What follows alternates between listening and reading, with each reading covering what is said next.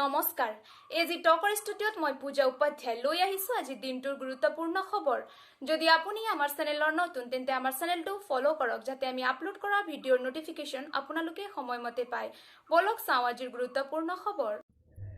বিহালীত তিনিটাকৈ পথৰ আধাৰশিলা স্থাপন মন্ত্ৰী ৰঞ্জিত দত্তৰ আজি ৭৭ নং বিহালী বিধানসভা সমষ্টিত স্থানীয় বিধায়ক তথা জ্যেষ্ঠ কেবিনেট মন্ত্ৰী ৰঞ্জিত দত্তই তিনিটাকৈ পেভাৰ ব্লক ইটাৰ পথৰ আধাৰশিলা স্থাপন কৰে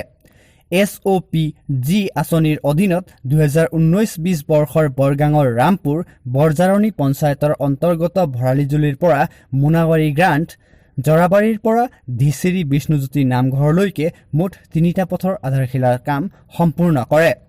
লগতে মন্ত্ৰীগৰাকীয়ে মুনাবাৰী চাহবাগিচাৰ লাহৰীজান পথত অসম গড় কাপ্তানী বিভাগৰ দ্বাৰা ৰূপায়িত অসম দৰ্শন 2019-20 বৰ্ষৰ আঁচনিৰ অন্তৰ্গত বৃক্ষৰোপণ কাৰ্যসূচী ৰূপায়িত কৰে যাতায়াত ব্যৱস্থা সুচল কৰিবৰ ক্ষেত্ৰত পেভাৰ ব্লক পথে অনাগত দিনত জনগণক নিশ্চয়কৈ সহায় কৰিব বুলি ৰাইজে মতামত দিয়ে অনুষ্ঠান হৈছে আমাৰ অসম চৰকাৰৰ 2019-20 বৰ্ষৰ যি আমি SOPD ঠিকানৰ আমি পইচা লাভ কৰিছোঁ 30 কোটি টকা আমাৰ বিহালী সমষ্টি আমি এই টকাৰে বিভিন্ন ৰাস্তা দলং আমি ধৰিছোঁ আৰু তাৰে আমি আজি বিহালীত তিনিটা কাম আমি শুভাৰম্ভ কৰিছোঁ এটা বৰগাঙৰ ৰামপুৰলৈকে প্ৰায় 5 কিলোমিটাৰ ৰাস্তা আৰু এটা বৰজাৰণীৰ পৰা মুনাবাৰী আনিলৈকে আমি 1 কিলোমিটাৰ ৰাস্তা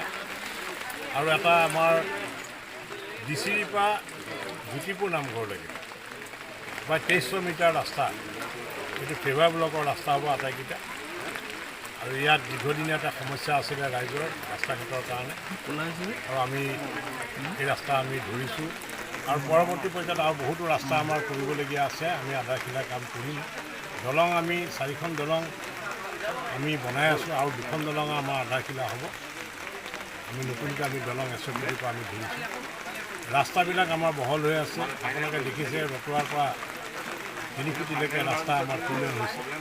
ইফালে বৰগাঙৰ পৰা আমাৰ গাংমুথানলৈকে এই ৰাস্তাটো আমাৰ টুলেন হৈছে ঠিক তেনেকৈ ৰতুৱা চেণ্টাৰৰ পৰা খৰাকিমুখ চেণ্টাৰলৈকে এই ৰাস্তাটো টুলেন হ'ব বহল হ'ব বিহালীৰ পৰা আমাৰ বিহালী বেংক কিনাৰলৈকে এই ৰাস্তাটো টুলেন হ'ব ঠিক তেনেকৈ বেদেতিৰ পৰা লাংচালি কাছকটালৈকে প্ৰায় 5 কিলোমিটাৰ ৰাস্তাটো টুলেন হ'ব গতিকে এনেকুৱা ধৰণৰ আমি ৰাস্তা ঘাটবিলাক এতিয়া গাঁৱৰ যিবিলাক আমাৰ PWD বিভাগৰ ৰাস্তাবিলাক আছে আৰু ৰাস্তাবিলাক আমি বহল কৰিবলৈ বিচাৰিছোঁ আৰু ইয়াৰ পিছতে আমি গছপুলি ৰোপণ কৰিম এটা আমাৰ অসম দৰ্শনত আমি মুনাবাৰী চাহ বাগিচাত আমি এটা ৰাস্তা বনাবলৈ আমি আৰম্ভ কৰিছোঁ সেই ৰাস্তাটো আমি তাত গছপুলি আমাৰ ৰোপণৰ আজি কাৰ্যসূচী আছে আৰু এইবাৰ আমি যিমানবিলাক ৰাস্তা বনাম যিমানখিনি আমাৰ ৰাস্তা নতুন ৰাস্তা হ'ব মই আমাৰ বিভাগীয় অভিযন্তাকো মই নিৰ্দেশ দিছোঁ আৰু কণ্ট্ৰেক্টৰকো কৈছোঁ যে দুইফালে ৰাস্তাৰ দুইফালে যাতে গছপুলি লগায় আৰু সেই গছপুলিটো এবছৰ সেই কণ্ট্ৰেক্টৰজনে ৰক্ষণাবেক্ষণ দিব লাগে আমি যদি আজাৰ কৃষ্ণচূড়া ৰাধাচূড়া বা এনেকুৱা যদি আমি যিবিলাক গছ এটা সৌন্দৰ্য বৃদ্ধি কৰে সেই যদি গছপুলি আমি লগাব পাৰোঁ ৰাস্তাও আমাৰ ভাল হ'ব আৰু